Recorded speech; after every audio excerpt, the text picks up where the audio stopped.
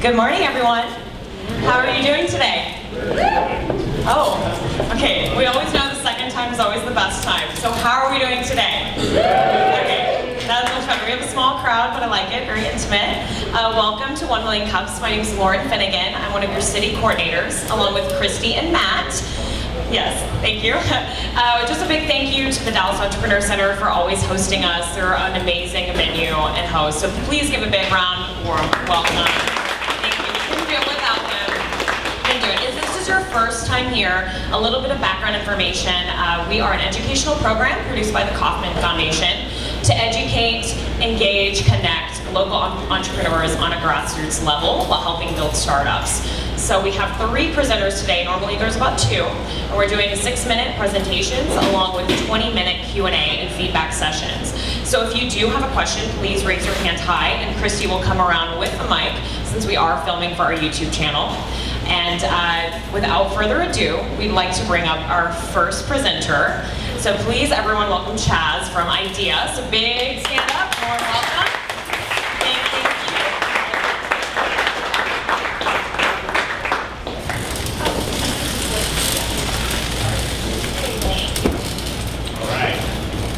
All right, dreams do come true. My name is Chaz Robinson.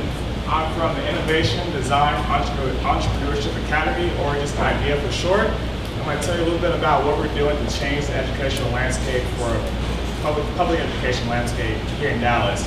So, we all know the problem that exists with education. We've all been to school, or we have kids in school, and a lot of our kids are dynamically bored. More than being dynamically bored with school, there's a huge issue that exists with equity among schools in the public education landscape. So, school's boring, but it also is not serving kids and giving them the skills they need and plugging them into the industries and giving them the career skills they need to be successful in industries like tech, engineering, or technical fields. So, our schools exist in much the same way they did about 100 years ago. Things haven't changed a lot from the way that our ancestors went to school and the way that we're going to school. Families don't have a lot of choice for where they can send their... Not working? Yeah. All right. Check, check, check. There we go. All right. Schools mostly have a one-size-fits-all model. They teach to the middle, they teach to the average student. And families don't have a lot of choice about where they send their kids to school. It's a neighborhood school, or if you're lucky, you can go to private school, or you might be able to have a good charter school in your neighborhood, but the chances are that's not really going to happen. So what Dallas ISD is trying to do is present more choice to families, and our school is a part of that new public school choice initiative. At the Innovation Design Entrepreneurship Academy, or IDEA, we focus on 3 main areas. We provide personalized learning to all of our students. We're a high school, we just opened up, so we have 9th and 10th graders this year. Next year we'll have all grades.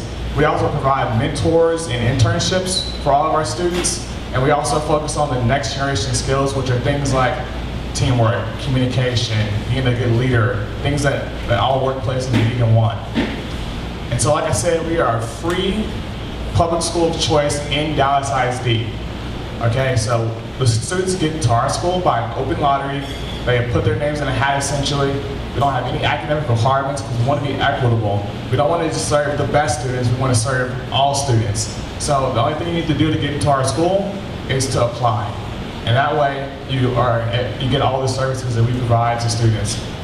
So let me tell you a little bit more about what these 3 main areas mean and how we provide value to families over their neighborhood school or over a private school they might also select.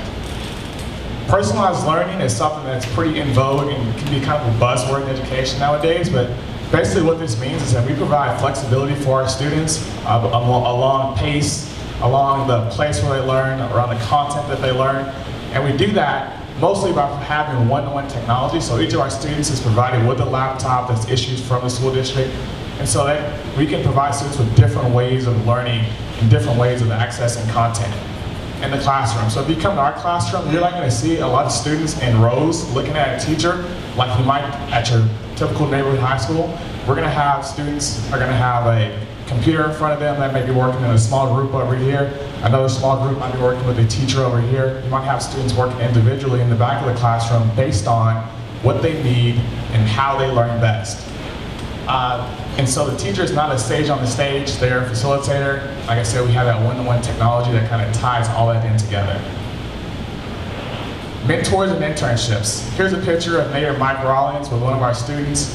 And I put a picture of that here to show that we really focus on bringing the community to our school.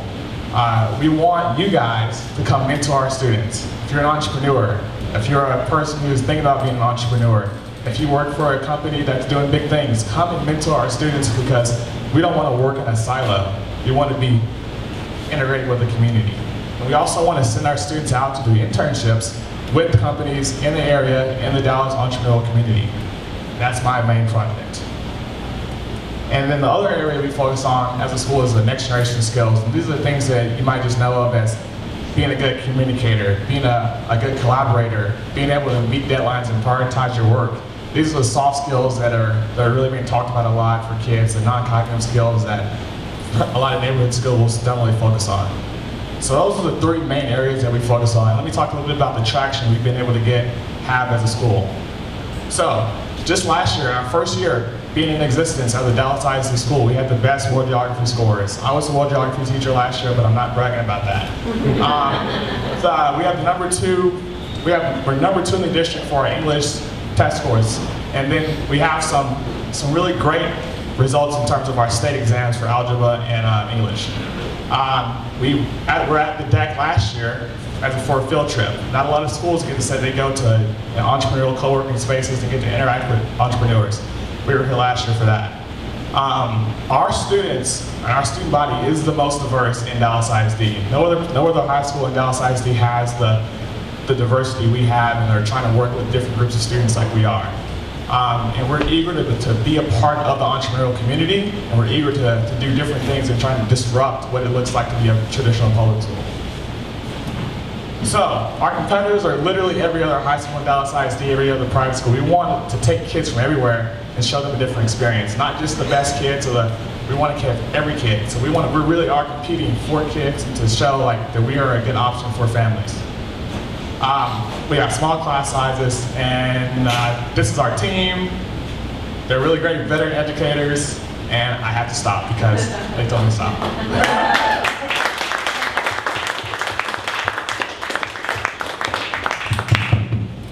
All right, we're going to open it up for questions. Please raise your hand high, and I will bring you the microphone. Yeah. There you go. I went to high school in Houston. We had a specialized high school that you had to test in. You could apply as long as you were within the district. It was for anyone that was interested in going into law, legal, or criminal justice. Really cool programs. So this is really interesting, kind of hits close to home. But I know that you said that you only have to apply to get in. How do you make sure that the student is moldable and will be the best person to put in a seat or take up a seat for this type of different style of learning? You know, is there any type of testing to get in other than just applying?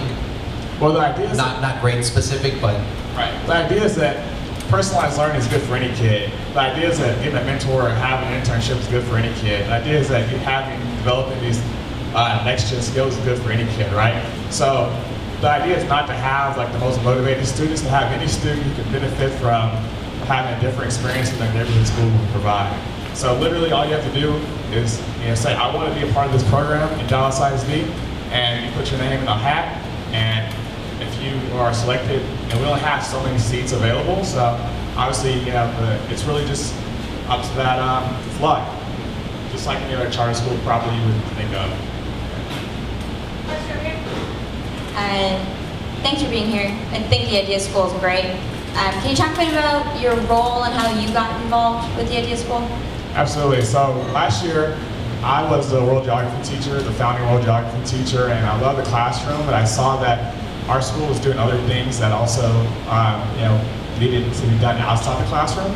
So our school basically created my role as a way to come do things like this, promote our school to different entrepreneurs and bring entrepreneurs and businesses into our school and into our community, so that we're not operating just as on 4800 Ross, but we're operating throughout the city because it's something that's so crucially needed. And our school crucially needs people to come into the school and to collaborate with us and work with us. And so that's my primary role. And like I said, the other thing I'm really interested in doing and doing for our school is internships.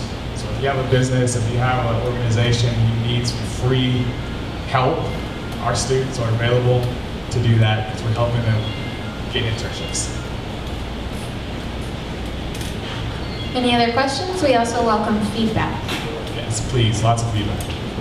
I was just wondering, is this just offered at the high school level, or is it going to be down into, junior high or whatever Texas calls it? Sure. So our school is just a high school, but we are part of a cohort of other choice schools in the district that offer some of the same services and have some of the same approaches. So there's another school, Marsh Middle School, is a part of the personalized learning cohort, and we have some elementary schools that are also a part of the personalized learning cohort. So there are some other options for lower grades. Sure. Okay, that's So you're looking for internships and mentors. Yes, Right. we're looking for internships, mentors. If you want to come and speak at our school, if you want to become a strategic partner, help us build a program for our students. Okay, so can you talk a bit more about the requirements, the types of companies you're looking for, the types of people you're looking for mentoring, like the qualifications, Absolutely. if you have any? Absolutely. So the baseline requirement is that you have to pass a volunteer background check with the district, which is a pretty low bar if you haven't done anything questionable in the past. Otherwise, we have a real emphasis on entrepreneurship. So if you have a small business, if you have a startup, we want to plug our students into those fields because that's a really specific emphasis at our school. But if you're part of a large company that's already been established, we're not going to turn you away. We still want to have all the different types of people we can have involved. So we're looking for people who just want to have an impact on our community and want to advance education in Dallas. Any other questions or feedback? Oh, there we go. What other type of things are you doing at the school that are different? One of the things that pops in my head is food, for example. Cafeteria, are you maybe giving us some direction on better eating habits, healthy habits, things like that? We haven't started disrupting the cafeteria space yet, but what we are working on is something that might be a little bit different. We were just featured last week or the week ahead, I saw a time on Fox 4 for our restorative practices program. So I'm not sure how much you know about restorative practices or about school discipline, but typically if you get in trouble at school, you get into a fight, you get into an argument with a teacher, you're going to get suspended. You're going to sit at home for 3 or 4 days, and you're going to think about what you did. What happens most of the time is you play Xbox and don't think about it. What we're doing at our school is we're trying to pilot a program that's been tried in a few other schools, but we're really trying to get to the root of the social emotional cause to figure out how do we best help this student get past that behavioral issue so they can be integrated back into the school community seamlessly and have those relationships with teachers and with students that kind of get them back where they need to be instead of just punitively pushing them home and then perhaps connecting them with a whole nother other systemic issues like the school to prison pipeline and things like that. So that's another way that we're really different from another neighborhood school or a private school or what have you. Do you have a charter school designation, or you're just a regular public school? And then what is then your source of funding? Okay. I drew the analogy to a charter school just because students choose to come to our school like they would at charter school, but we are not a charter school. We operate within Dallas ISD and we have the full backing and resources of an independent school district. It's just that in order to come to our school, you have to apply. You have to say that I elect to come to your school like you would perhaps a charter school. And then what was the second part of your question? Funding, like I said, is Dallas ISD. We're funded like another public neighborhood school. Yeah. So is this different than like from the iSTEM or the Einstein? Is this different from those programs? You know, the ISD has the iSTEM program, which is for technology, engineering, and all that. So is this different from that, or?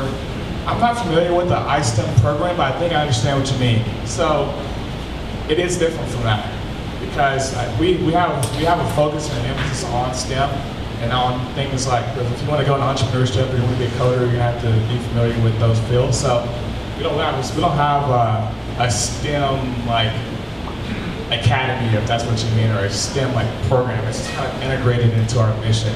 That's what we're focused on. So it's different from a magnet school. You don't have clusters. Right. We're not a magnet school. Magnet schools are for those kids who scored really high on their tests and, you know, get chosen, handpicked. Like, I like this kid because we want them all. Cool. But we're going to close up the Q&A with our final question. What can the community do for you? Yes, please, please, please come be a mentor for one of our students. If you have the bandwidth to host an intern, please, please, please host an intern from one of our students. If you don't have the bandwidth to be a mentor or host an intern, just come speak at our school and share your entrepreneurial journey. Or if you would like, we can figure out another way for you to contribute. So, thank you. Awesome. One more round of applause for ideas. Thank you. All right, before we bring up our next presenter, we do have coffee available, so please take a quick little coffee break. We can't thank Shade Tree Coffee Roasters enough for keeping us caffeinated, so big thank you to Shade Tree. So yeah, please. We can't do it without our amazing vendors, and as well as for always providing delicious treats and making our event space smell delicious. But great, just a quick reminder, we encourage you to join the conversation on Twitter. You can see all of the Twitter handles here. Use the hashtag 1MCDAO. We'd like to see all of your tweets come through, especially if you didn't have a chance to ask a question or provide feedback. We'd love to see it there. And then we do have a big board over by the elevator. So if you do have any events coming up, please share them with the community there. And then just a quick reminder that we are also on YouTube and Facebook, and we do have a newsletter. So every Monday the newsletter comes out with today's program. So stay tuned for that. Please subscribe. And then without further ado, everyone please stand up. Give a warm welcome to Anthony from Skrible. Thank you.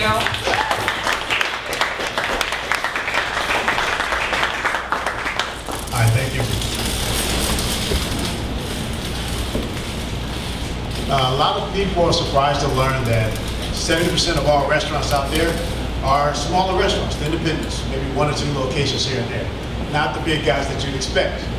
The U.S., the most successful restaurant groups, the largest and most successful restaurant groups, though, however, all use some form of intelligence software. Why? It helps with decision making, efficiency, and controlling costs.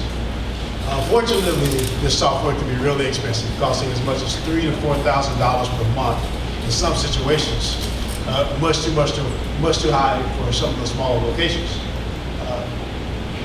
This is why nearly 70% of the restaurants don't actively use this type of software. Existing companies that offer the software, well, they tend to operate as a hybrid between the software and the service. Basically saying that they have to attach a person to the software to help with onboarding, navigating the software, even understanding the reports. Up at Skrible, we're different.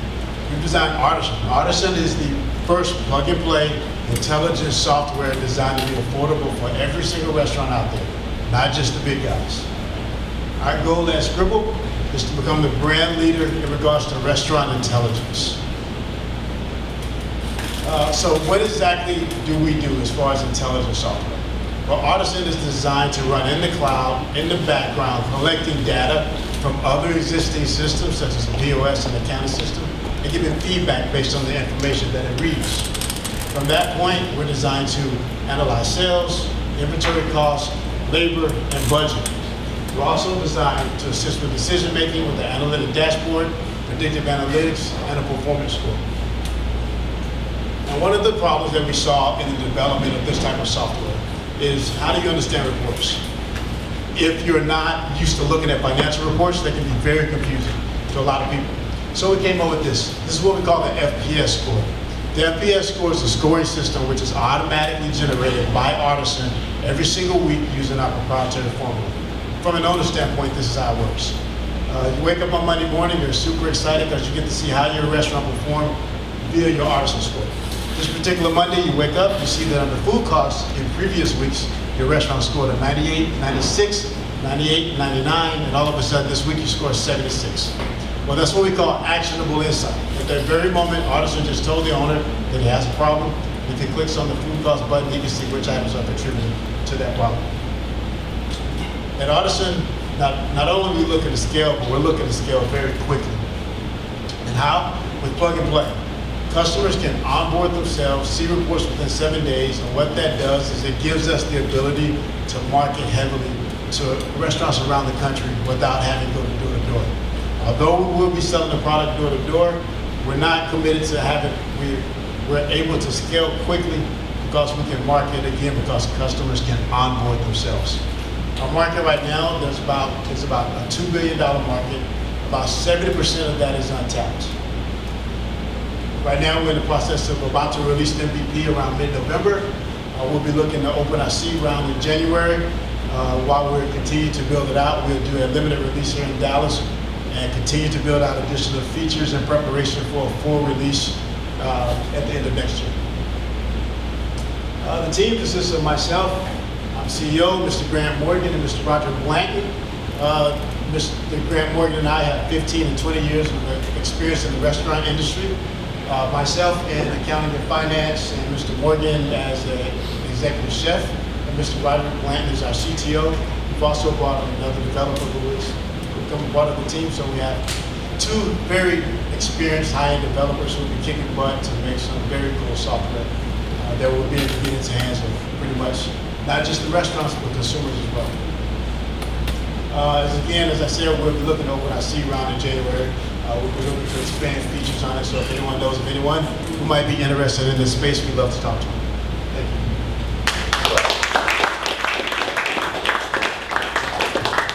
All right, we're going to open it up for questions and feedback.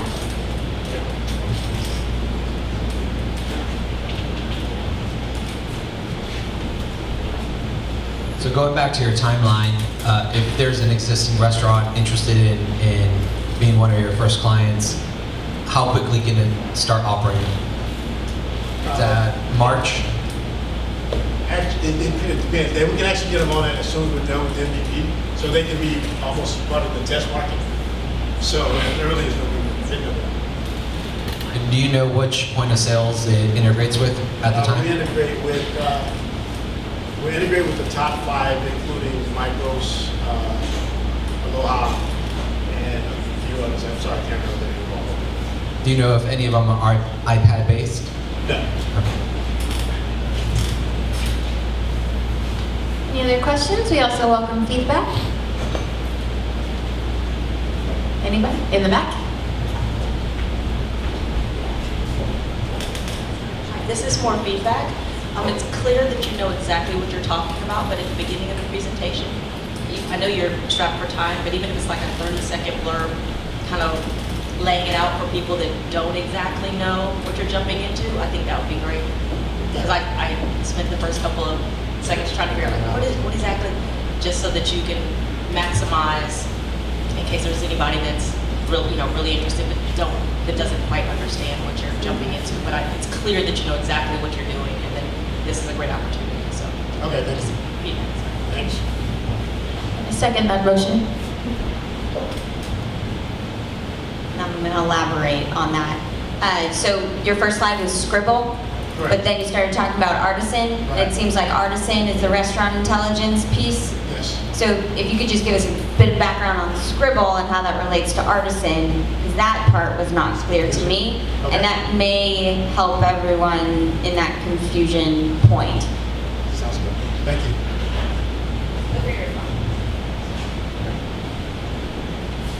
Any other pieces of feedback?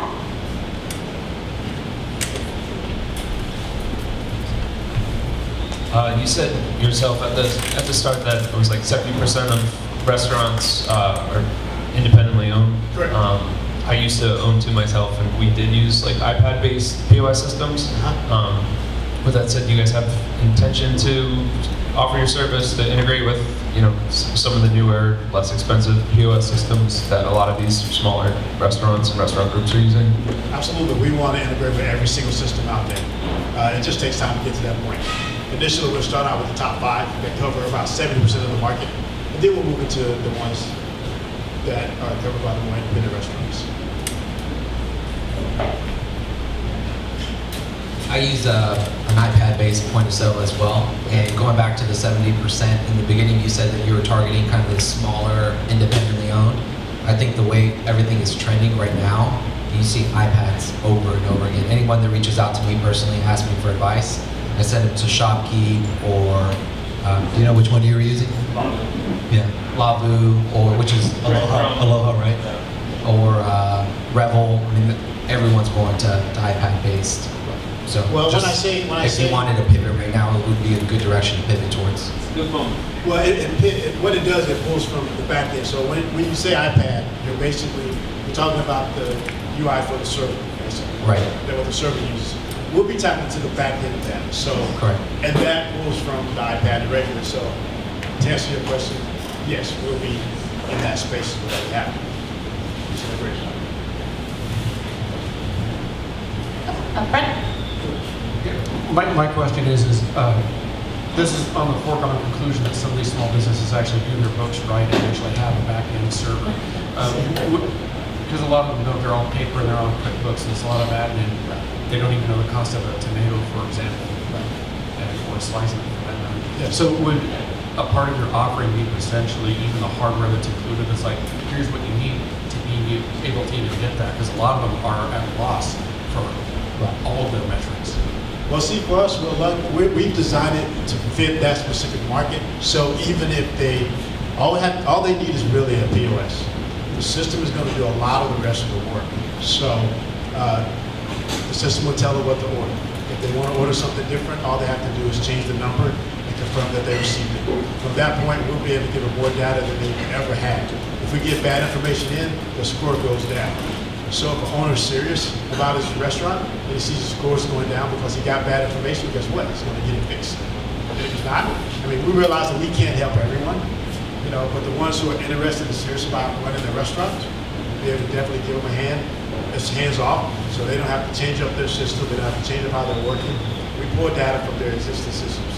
So it's just, we read the data, we give them feedback. If there's bad information in, they score low. If they're performing poorly, they score low. They learn how to fix their restaurant. We understand what it takes for them to make a profit. We put them on the path to make that profit. So when you say actionable insights, and you're talking about, if the restaurant really wants to, they can use that data to fix it.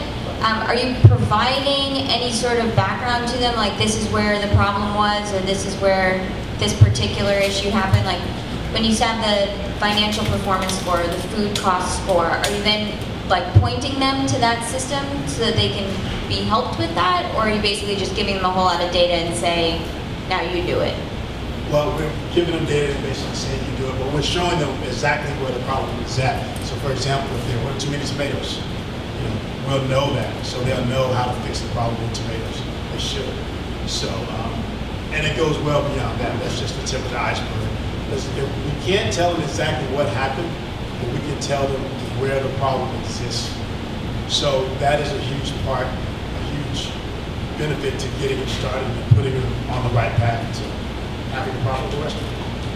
So is there a user dashboard for people who are using your service that they can easily view the data in a way that shows charts or graphs? Absolutely. Yes, there's absolutely a dashboard, but we think that the performance score by far would be the easiest way for them to understand. Believe it or not, a lot of people use things by dashboards. We were surprised at that, but they are. Awesome. And finally, the final question, what can the community do for you?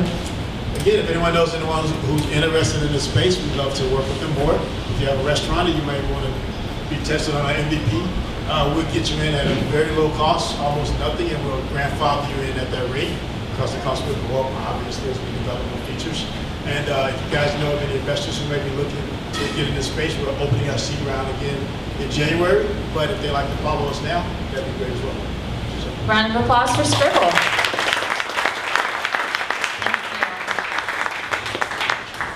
All right, before we bring up our next presenter, we are looking for more sponsors, more people to present, as well as people to become coordinators with us on our team. So if you are interested, you can find Matt, Christy, or me after the program, or email us dallas@1millioncups.com. But yeah, without further ado, we have our next presenter. So everyone please stand up one more time. Big welcome for Kush from meetHere. All right, so before I get started, there's a quick video.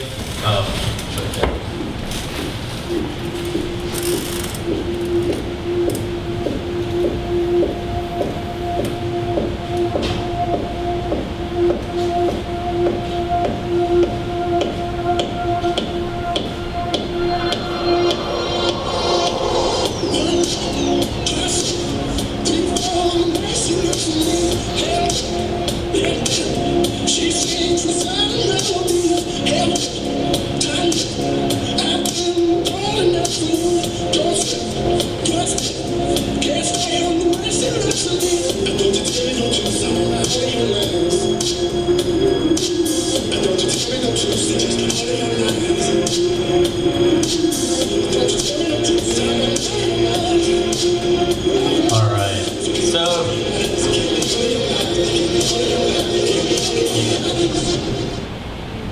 yeah, shoot. All right.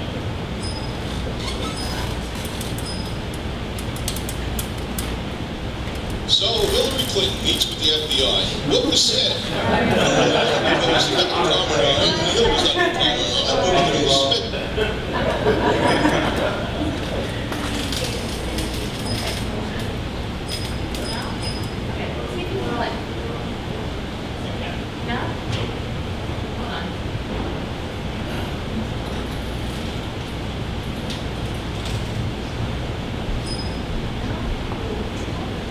All right, so I guess while we're waiting, my name is Kush Singh, and over the past 6 months, my team and I have worked tirelessly to develop a solution to a problem that many college students and high school students are facing today. Okay. So what my application does is it actually determines an equidistant meeting location between all members in a group. So, yeah, so our mission at meetHere is to streamline the process of meeting up with peers. So, what's my story? Well, I just completed one of the busiest years of my life so far, junior year in high school. And I've had to manage my academic life, my social life, and my sports life. And one of the biggest parts about this year was group projects. And something more annoying than the group projects and my team members themselves was setting up a location on where to meet. So, that's the problem. Setting up a meeting location takes an unnecessary amount of time, and life's busy. So, what's being done today? Every solution in the market today is outdated, it's not very user-friendly, and it can only develop an equidistant meeting location for up to 2 people. And that's where meetHere has the competitive advantage. Our solution is an intuitive platform and can generate meeting locations equidistant from an indefinite number of of people in a group. So the technology that we use it's simple. It's GPS, it's iOS, and Android. And here's our a user interface. It was in the video as well.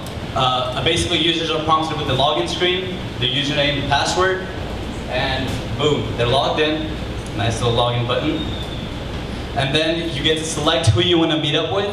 So I know I'm Kush, but let's say if my name was Steve and I wanted to meet up with Sarah and Kush, then I just tap their names, I click the meetHere icon, and it generates this map. And also, this is tailored to your interests. So let's say if my friends want to meet up to study, I can simply click on the study icon, and these are our current locations, and this little meetHere icon is the equidistant point, and then it draws a radius for equidistant locations based upon what you guys are trying to do.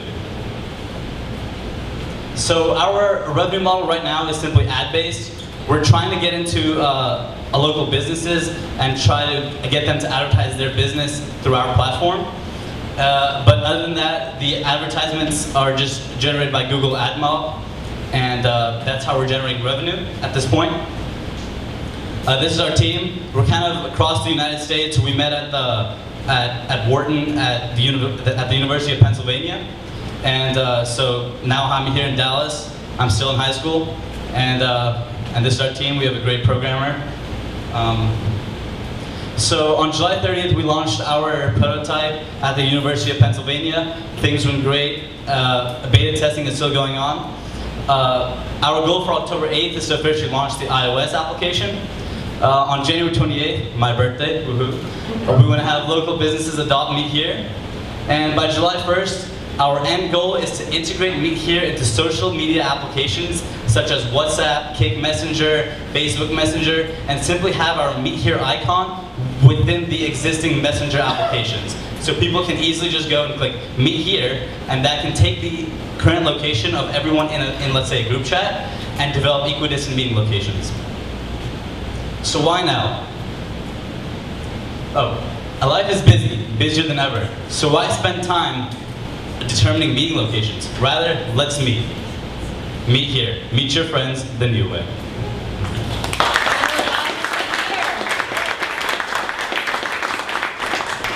Open it up for questions and feedback. Raise your hand high and I will bring you the microphone. What are you looking for? How can we help you? So we're looking for people to actually download our Android application.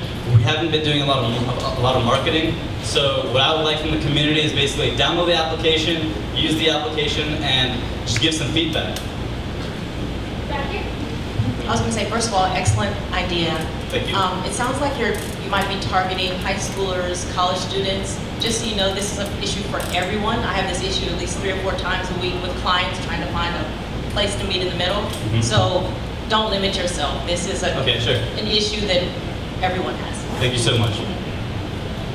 Up front. So I love the concept. It is an unnecessary amount of time spent on meeting people in places. I'm more so interested in the integrations into other applications as opposed to making it its own application. Right. The point is, if you're trying to simplify someone's life by creating another app that they would then have to go into when they're already in their email, their calendar, their messenger application, just focus on the integration so that you can actually streamline someone's life as opposed to having them go, okay, I'm talking to my friend on text or messenger or whatever, and now I need to go into this other application. Exactly. So do integrations. And so that's our goal. And another thing that we've been doing is, there's a founder of Peer back there, Gotham, and that's essentially connecting peer tutors. And so the peer tutor connects with the student, and oftentimes the tutor has to travel a long distance to meet with their student, and so we wanted to integrate meetHere into their platform, and so that's kind of where we're trying to go. But I see what you're saying, like that is our end goal, and so it's extremely easy for everyone to use. Thank you, by the way. Over here. Hi. Going back to what she was saying about meetings and planning meetings, I think in the future, if you guys are capable of doing this, it'd be good to have like starting points that they can plan from, because perhaps where they're going to be coming from in the future is not the current location that they're trying to come from. Does that make sense? Can you repeat that? I'm sorry.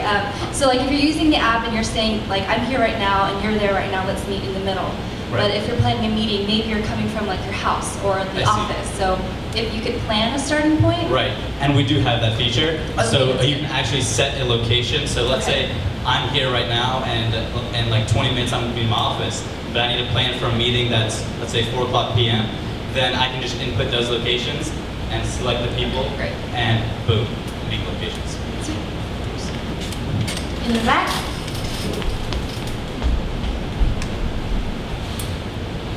So does it give you meeting place, meaning like Starbucks, or how do you, or bar if you're under 21? I mean, how do you set that? So on top of our application, we have a filter, food, fun, and study. And so if you click food, it's just going to go to like local fast food restaurants nearby. If you go to like study, it's going to pull up like a Starbucks, Dunkin' Donuts, a library that's equidistant for everyone.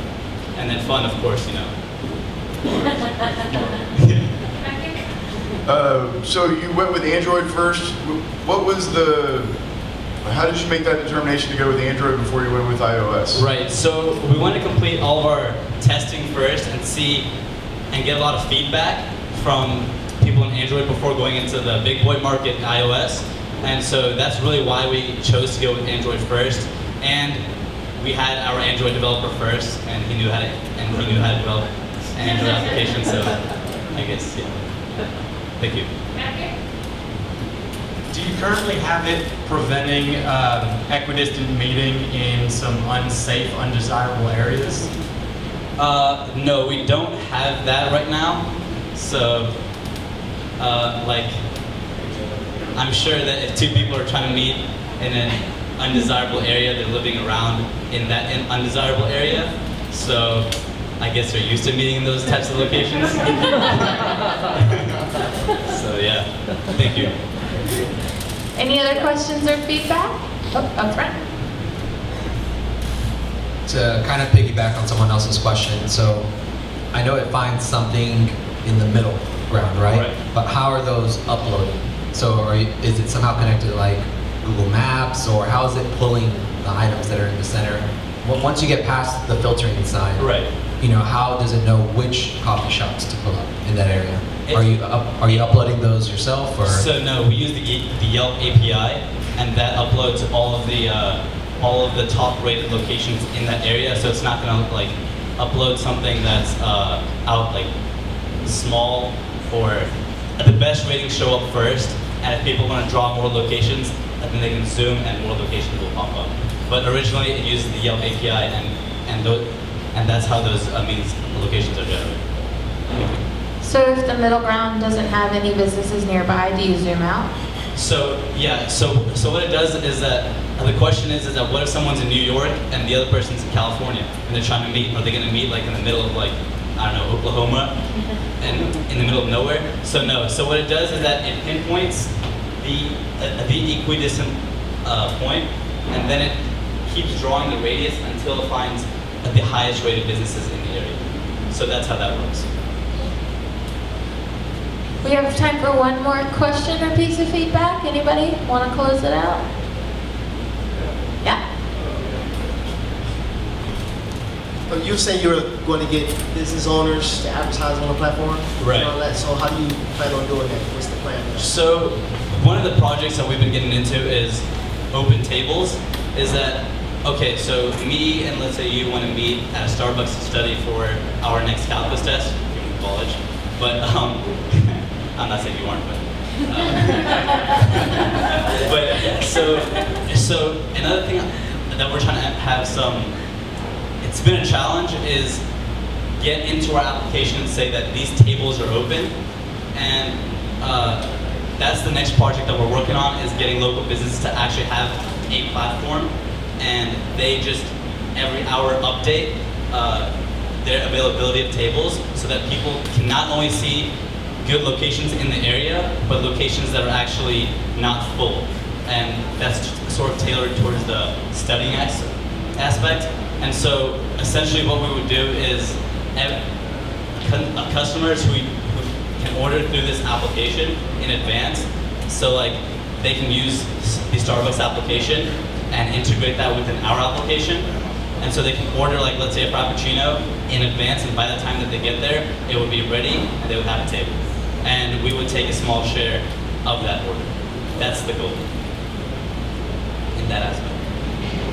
All right, and I know someone asked us at the beginning, but can you reiterate what the community can do for you? So what the community can do for me is download our application, rate our app, give us feedback, and kush@meethere.net. So if you have any questions, any feedback on the user interface, or things that or how we should move, please feel free to email me, and yeah, meetHere. All right, one more round of applause for meetHere. All right, that wraps up our program. If this is your first time to the Dallas Entrepreneur Center, you can find Emmanuel in the back. He's raising his hand. He will give you a free tour of the deck. Stay, network, drink more coffee, and we will see you next Wednesday. Thank you so much.